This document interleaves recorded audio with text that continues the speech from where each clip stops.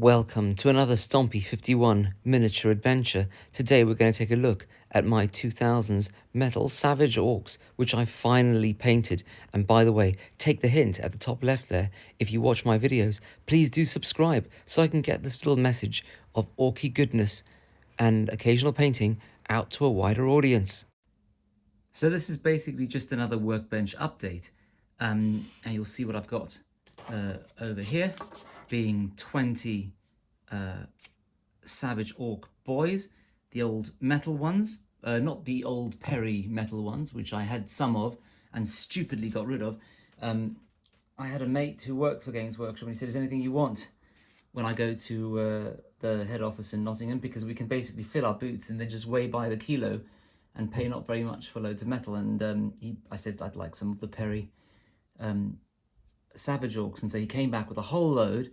And then when I kind of lost interest in the hobby, I literally flogged them for not very much in the early 2000s, much to my chagrin. But anyway, I have these, and these sat in my garage for the better part of 15 years. I painted about 5, but because they were black undercoated, it always just seemed to be a very unappealing thing to do, and I never quite got round to it, because if stuff is black undercoated, which I can't stick these days, it's a real pain to get layers on and paint that way.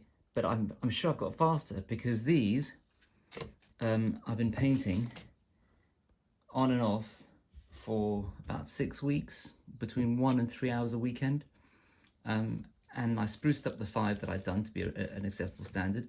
I pulled out this guy from the garage. I didn't really paint him all that much in terms of sprucing him up, because he wasn't too bad. Him I painted in probably 2010.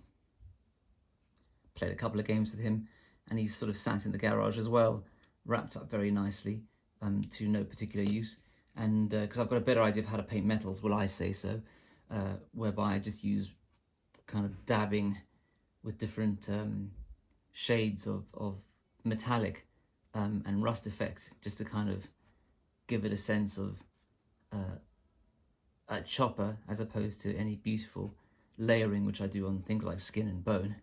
So I didn't do too much to it, but I never used to use a magnifying glass, and so I could just see there were bits where I just hadn't been able to tell exactly what it was, or where it connected to other things. So I just put this little strap of leather in black, whereas before I just assumed that it was part of the tusk or some kind of skin effect. So I do recommend a magnifying glass. I mean, the head was always very charismatic. If you look at this guy, the question is whether the kind of wacko preacher on the boar is the character, or this ancient boar is the real character. Because looking at him, you know, he's got grey fur and this white kind of mane of magical wisdom, or at least that's what I would say. They always say don't go wild, less is more when it comes to blood is the blood god. Sorry, blood of the blood god, that blood effect.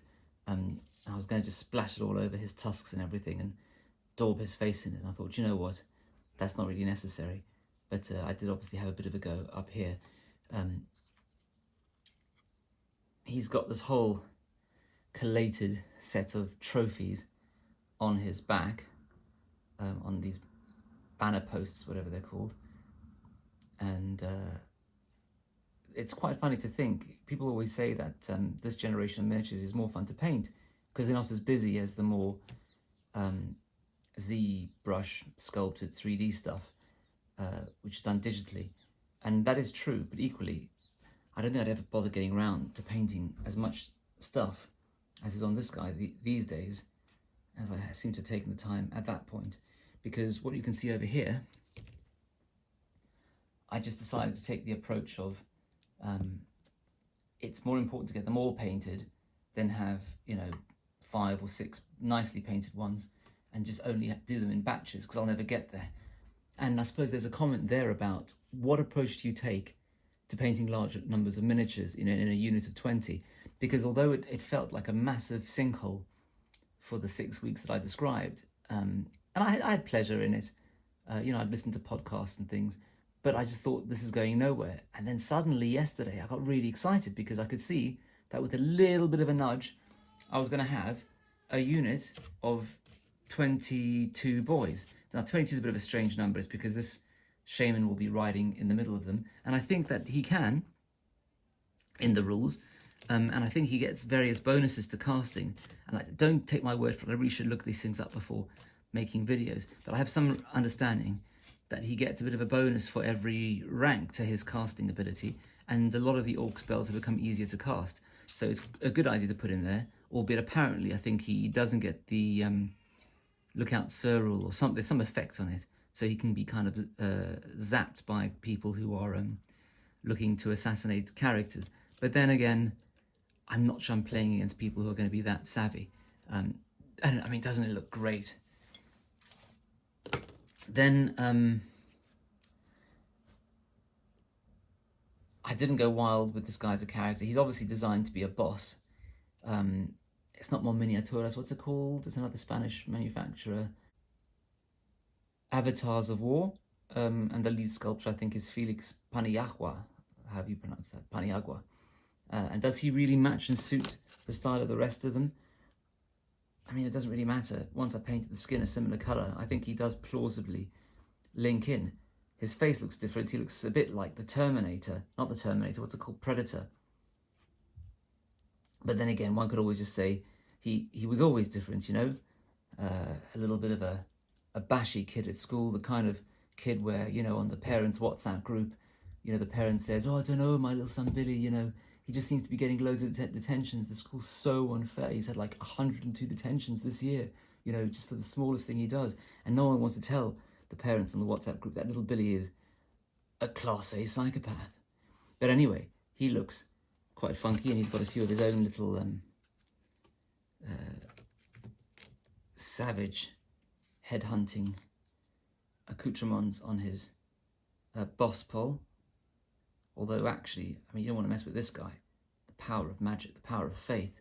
Whereas he's just beaten in clearly 3 people's heads. This guy has sort of taken out most of the village of...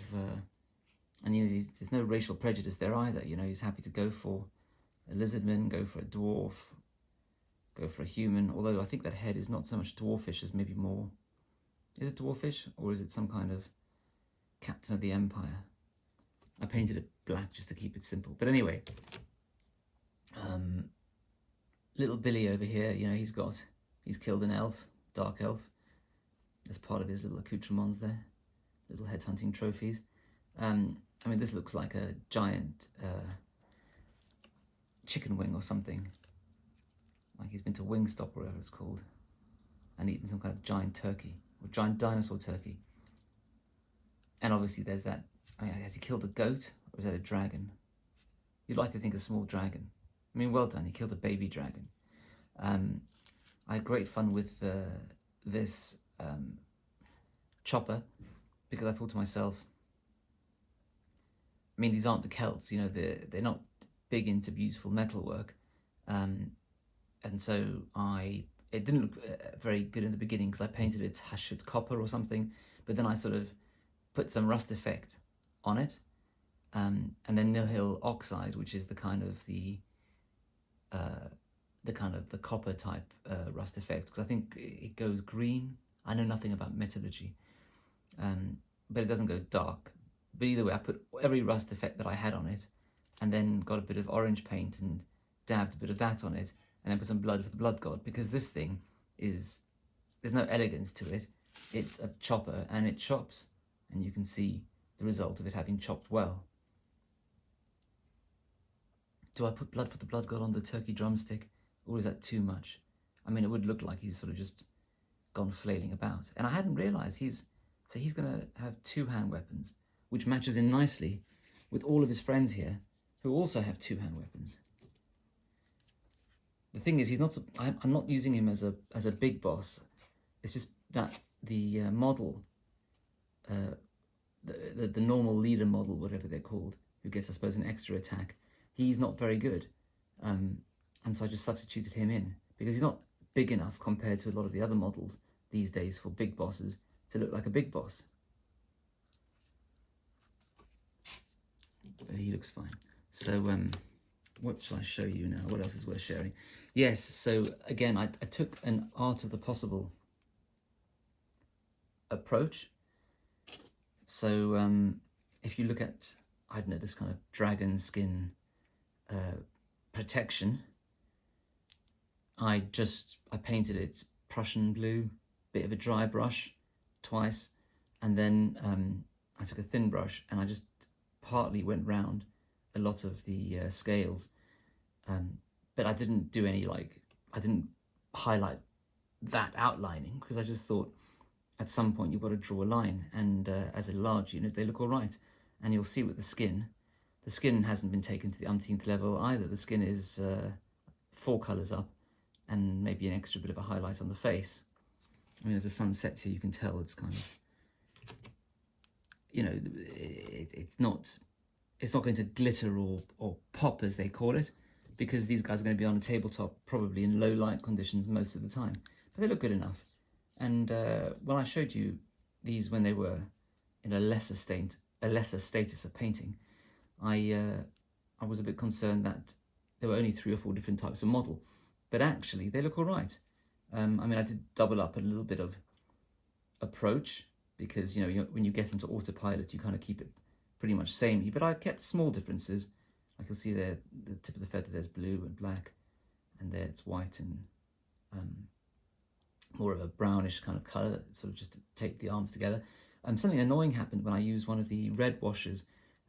It just seemed to kind of dry out white, and I had to kind of get some of the green skin colour and patch up each arm.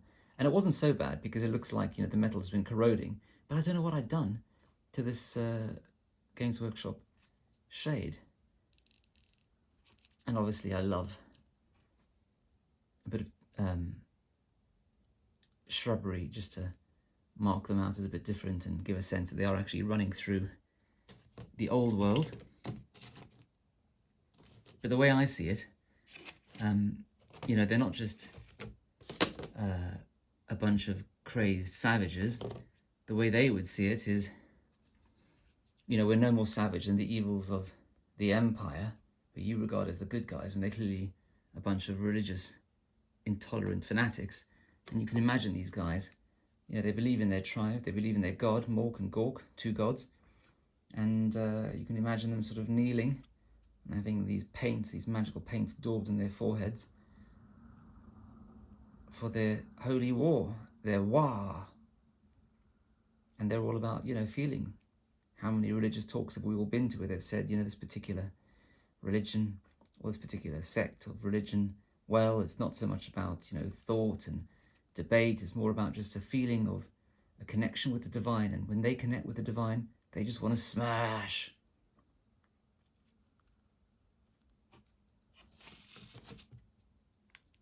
And I'm really quite proud of myself for getting around to painting so many of them. I mean, look at this. Well, can't really focus without dropping it. An actual unit of Oldhammer miniatures that's fully painted. You see, I undercoated them in grey, which made them much more appealing and much more accessible to painting than black, which I can't believe I ever used. Although it's not the end of the world that I've undercoated so much stuff in black historically, because then I can get a white spray paint and kind of just zenithal prime it all, and that also tends to be a bit more accessible. Bit of flowering, not too much. You know, I'm all for splashing blood. Blood got everywhere, but does everyone need some daisies being pushed up next to them? So they look like they're off happily on Holy War. Let's get these 2 guys a bit closer, because they've got a bit of character, they're a bit different. There's the banner bearer and the tub thumping drummer. I put a bit of the Nihil oxide in the gap of his slightly Celtic looking jewellery. Some of these guys, I can't remember which one it is, they do have like an ankle bracelet that looked very Romano-British, whatever it's called. But otherwise, I thought, why not? They're into gold. Why would they not be into gold everywhere? Because arguably, they're not primitives. They've chosen to go back to nature, to be at one with Gork and Mork. Anyway, so that's that, and that's another unit, which I've got a couple of games of Warhammer in the Old World scheduled soon, actually, over 1 or 2 just before I'm off on summer holiday. So I'm sure I will try and squeeze those in. Will I get this done in time? I mean, as I mentioned, I'm having a bit of trouble with it. Maybe once it's based up, it'll all look fine. But at the moment, I'm finding it hard to make the wood pop because I'm not really interested in messing around with rivets. But maybe I'll have a bit of a go with the various rust effects and just leave it at that. And you see, this is how I used to paint when in 2008, 2010, when I was playing 7th edition. You can see the black undercoating. It would have taken ages to do these. And they're just very dark in spirit. But I think I'll gently spruce them up. I have the Orc Bully as well in my box of Orky goodness, and I can use that if I get around to it. And I've been thinking of sprucing him up again with his boomstick, but actually, how many Orc Shamans does one need? But that would be the fun of it, and the fun of army listing. You could just try having 2 of these. The question is, which of these 2 do you think is going to be the big Shaman, and which one's going to be the assistant Shaman? I mean, he looks kind of old and wise, whereas he looks like the leader of a religious war. So I'm going to go with the guy on the big scary ball. Now, what else do I have in mind for my Orcs army? Because I suppose there's more of an Orc army. So I did have time one day this week when my work is very strange. It's sometimes work is just flying in, and then sometimes bits and pieces with other people, and you have to wait to see what they come back with. And so I had a very quiet and unusually quiet afternoon. I thought, you know what, I'll just take half a day off and get these guys out of boxes and assemble them. So there's his poison tail, and this was so much more fun to work with than the metal that I used when I originally had this model in about 2010, which I flogged again because I tried to pin all the big heavy pieces because they were all metal and they were a real pain in the neck. And I remember one of the red shirts just walked past and joked with me and said, "You're like one of those kids, they just think the solution to every problem is just to add more super glue." And I must say that when they resculpted, when they redid these in whatever resin this is, they did think through better how to make the pieces fit together, because I remember that they were just metal kind of slabs and they didn't really fit together at all. And you had to stick a pin, and then you had to drive. How far could you drive the pin with your bare hand through metal in both these directions? Whereas this time they have a little king and his goblet toasting the fact that the 2 pieces will fit together, even though no one will ever see him. Now, one question is, I couldn't be bothered with the head this came with because it has 3 tiny horns that need to be plugged into 3 tiny holes, and I couldn't be bothered to sit there holding them in, thinking they're going to keep falling out. And so I had this Spellcrow head, and I thought, he looks a bit piratey now. But then I remember sometimes when you see artwork of Roman soldiers, like in when they were fighting in Judea, it was so hot they would, in the shows, like, I think it was called Masada, again showing my age, a show I watched in the late 80s, early 90s, the Roman soldiers all seem to be wearing these kind of like bandanas pulled over their heads to stop getting sunstroke in the desert. So I'm thinking of him as, a seasoned campaigner trying to stop getting sunburned, because, it's a problem orcs are very worried about. And then these are not from back in the day. These 6 trolls. Oh yeah, sorry, there's the head in question. There's the head in question. Oh, who can be bothered with that? Anyway, so the trolls, and these are all gorgeous. I've always loved these trolls. And I think I might spray paint them blue and then do their tum-tums some kind of like greyish, light greyish colour. And then maybe get away with a bit of dry brushing, a bit of limited highlighting of the scales. And a lot of bone colour. I've never been great at bone colour.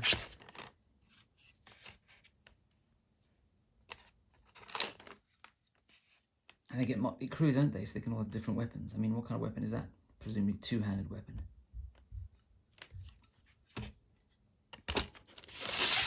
And then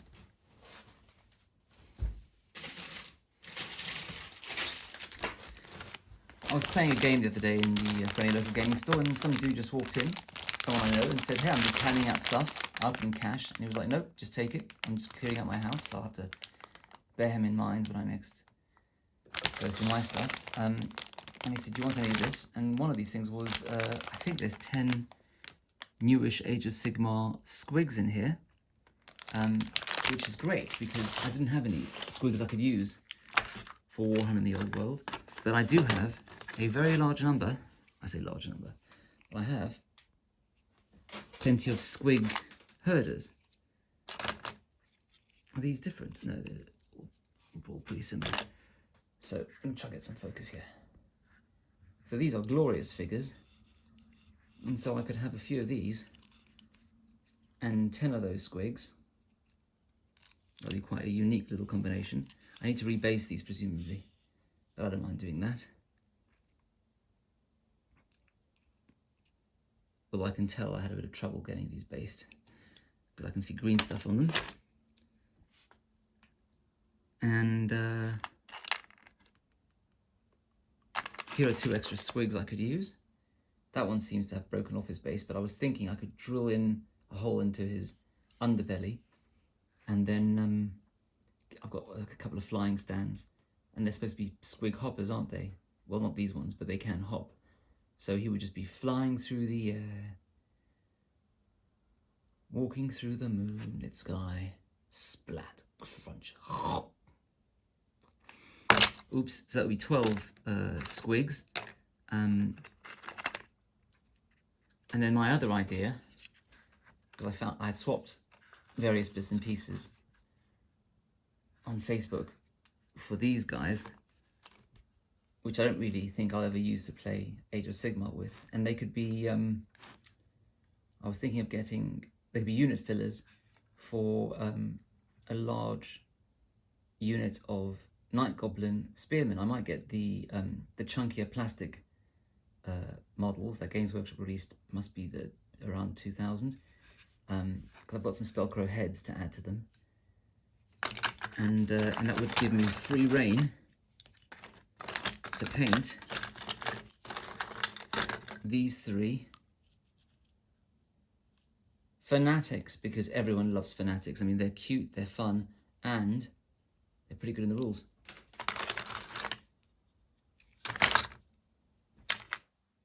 But I think we'll leave it there for now. Thank you very much for watching to the end. Please do leave comments. I always reply. It's a great thing to do for me when I'm sort of catching buses and trains and things, or just stuck in C2 somewhere. And so I love hearing from you all. Drop me a line, I will reply, and like, comment and subscribe and all the usual stuff to tap up that algorithm. See you soon.